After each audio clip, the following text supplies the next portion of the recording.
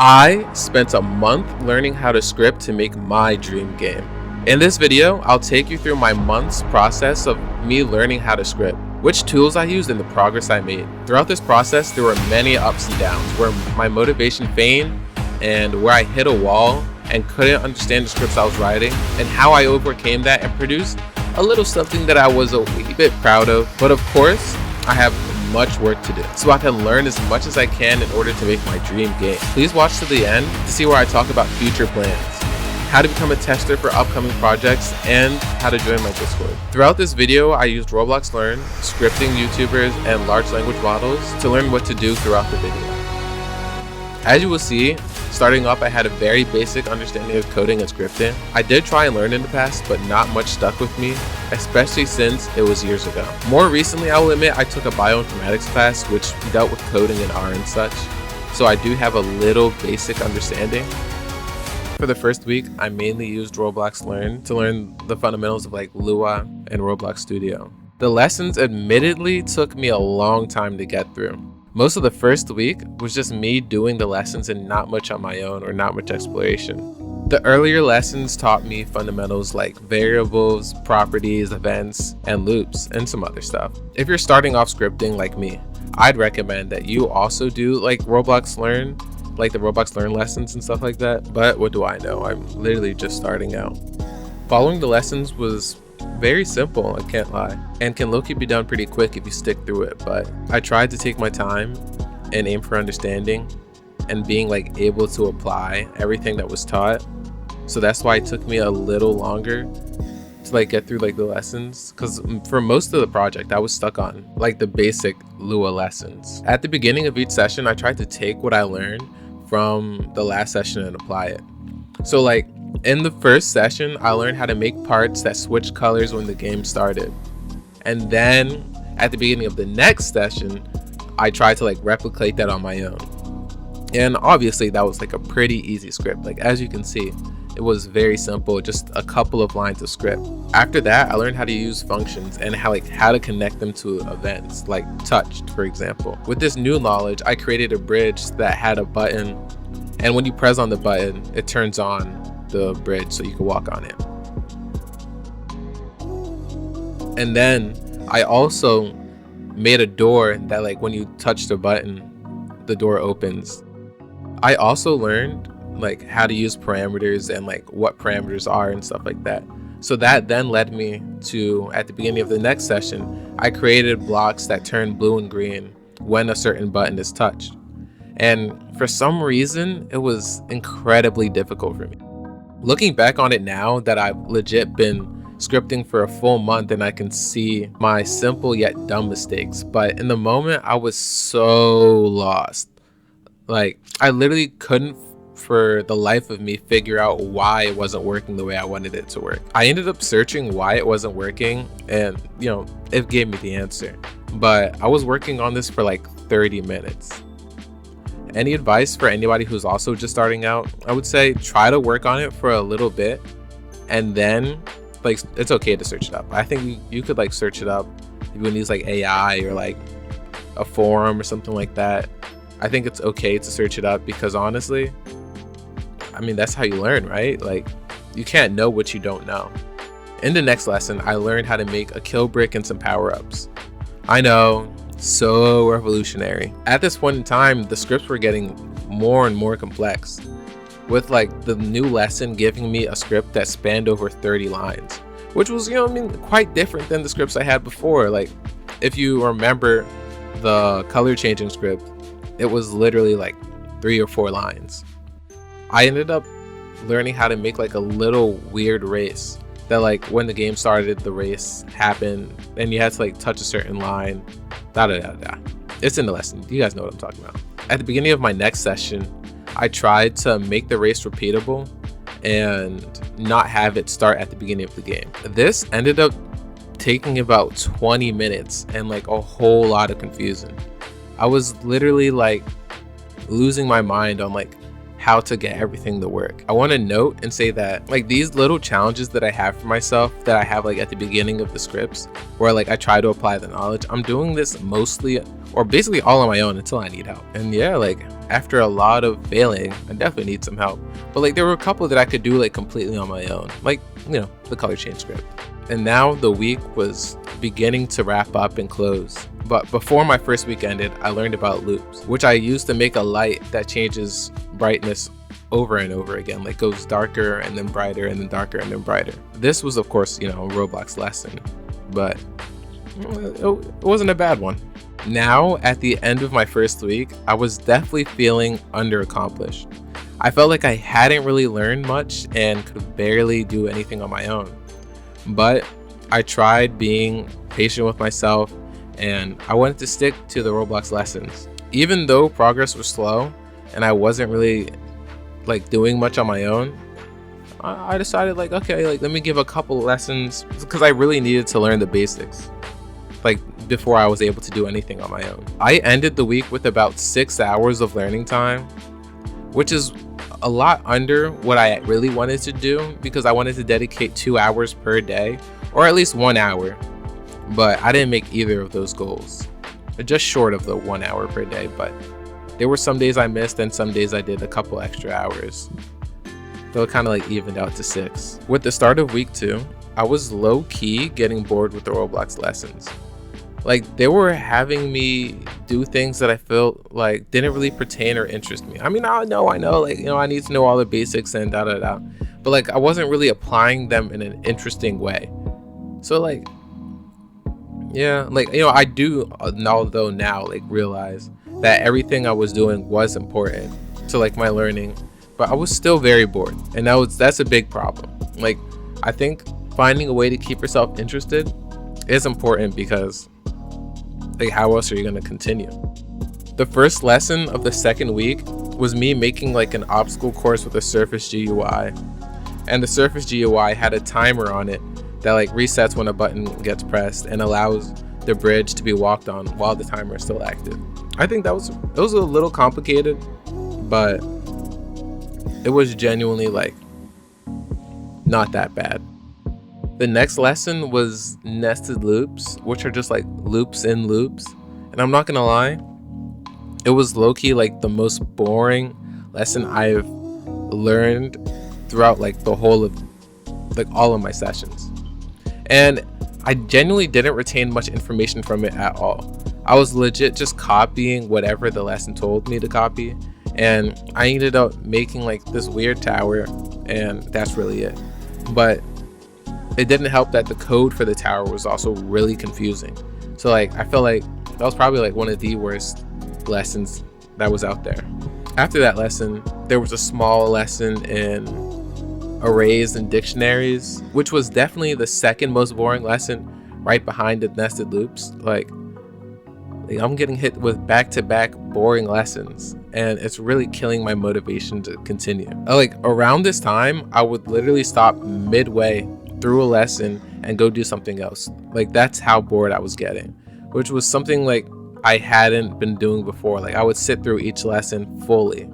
Even multiple lessons, I would sit through them in like one session. So I decided to like move on, and I went to make a neon sign, like do like the modeling lesson, and you know, it was all right, I guess. It's not really like anything that really interested me, but I did it and it was cool. So at this point, I was rapidly losing motivation to continue. So like things needed to change quick. I decided that instead of just blindly following the lessons, I'd rather just have a project and like learn everything that I needed to do in relation to the project. The project I had in mind was like just like a basic combat game with like standard fighting mechanics, so I can teach myself about like combat games and fighting and how those work. In this new project, I had to learn how to make mechanics for like a fighting game. And this month, I wanted to make a movement system and a combat system. This project definitely sparked a new flame in me to like keep going because I was on the verge of quitting early, I'm not gonna lie. The first mechanic I wanted to do was the movement system. I started off with watching various YouTube videos on how and where to start because like I low-key didn't know like much about even like movement and like I just didn't know. In the end, I decided to make my own custom state manager, which in hindsight was actually horrible. And not because of the idea or anything, but mainly because of the execution. It involved placing bool values into the character and turning them on and off whenever the character did something. So for example, the sprint mechanic was made by me placing a bool value in the character starter scripts, and whenever the character held shift, it'll turn the bool value true. And whenever they let go, it'll turn it false. I did this because I wanted a way to access the states like through different scripts, but I couldn't think of any other way or any like better way at the moment because I was very new. And then, of course, I also made very bad running animations. And that really ended week 2 with the bad running animations and the bad running system.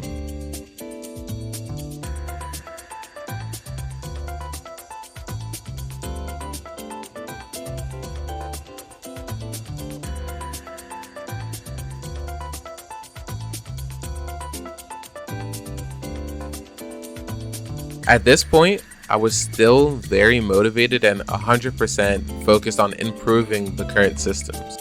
At the start of week 3, I went and I attempted to add a dash mechanic to the game. The input for the dash was handled by a local script, while the actual dash was handled by a server script. The dash and the run at this point were genuinely horrible.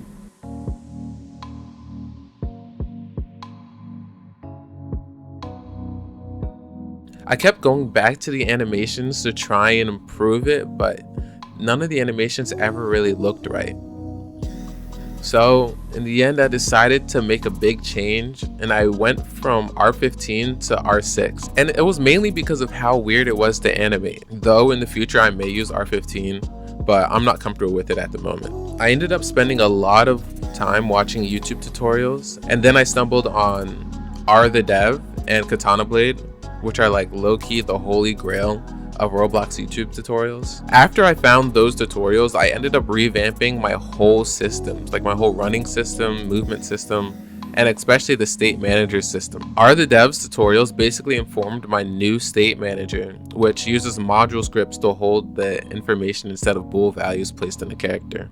And Katana Blade basically showed me how to make the whole movement system. Like basically my whole movement system is based off his tutorials. So combining both tutorials, I was able to make this movement system with a few changes and additions. Week 3 was definitely my most productive week with the content added, having added directional movement, running, sliding, vaulting, wall jumping, camera bob, and camera lock, and rolling. I do want to preface this by saying that when I say I made these things, I basically mean I copied them from the Katana Blade tutorial. Essentially, all of the movement was from Katana Blade tutorials with the exception of the vaulting mechanic, which I made, but I got help from AI to help me make that, and I used some of the mechanics from the Katana Blade tutorial to help me make it. Now I'll briefly showcase each one of them, but not spend too much time on them since it wasn't really my script, but I will go a little more in depth into vaulting because that wasn't really in any of the tutorials.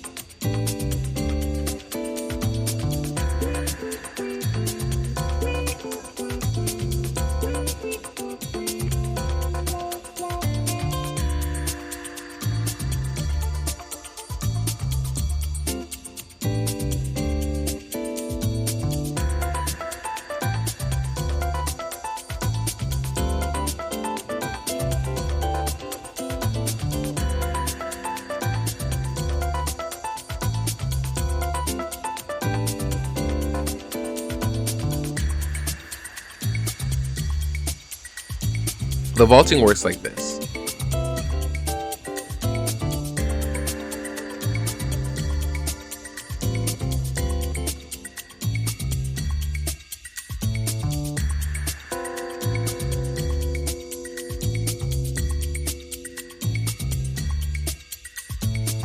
Before the week ended, I attempted to make a combat system with M1 strings, which genuinely went horrible.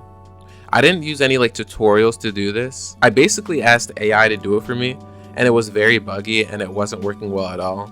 So I ended the week a little disappointed and unmotivated. I tried to start on my own, but honestly, I wasn't really getting far at all. And I think which was a big problem for me, because I wasn't really able to implement the stuff I wanted to implement on my own. At the beginning of week 4, I attempted to fix the melee combat script, but it wasn't really working and I was getting really frustrated. At this point in time, I was feeling very unmotivated and not wanting to continue especially because I wasn't understanding the scripts that I was putting into the game from tutorials or the scripts from the large language models. I really wasn't understanding most of it. I honestly felt like I wasn't learning and I was just copying and pasting scripts. And even if I was actually doing the writing, because I would make sure that I wouldn't copy and paste any of my scripts. I would actually write them out, but I wasn't learning any of the material. And none of the material was really mine. Essentially what I felt like the whole game, everything I was working on wasn't mine. And I wasn't doing anything by myself or for myself. I was literally just searching and pasting. I ended up not working on the game for most of the week until I had a spark of inspiration on how I was going to change my approach to learning scripting. And by that, I mean, I was going to think my way through every script and use AI to fill in the gaps of where I didn't know. Instead of having AI giving me the script, I was gonna think my way through everything. On the last day, I found the main issue without AI actually, which was that touch doesn't really work on anchored parts. So it wasn't working on the dummy. I actually had to go into the Roblox API to find that out, which I was actually pretty proud of, that I was able to find the issue with the combat script on my own.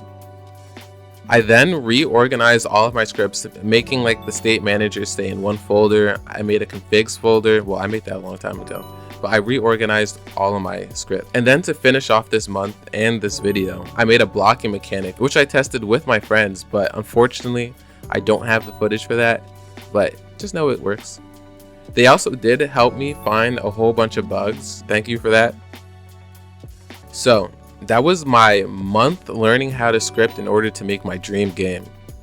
If you made it to the end of this video, I really appreciate it. And as I said before, this is my first video and I'll be making more like this in the future. I really want to improve on this game and genuinely learn, so I'm going to be putting a lot more time into it. Speaking of the future, I'd like to turn this into a Hunter x Hunter Battlegrounds game, and I'll need testers for it.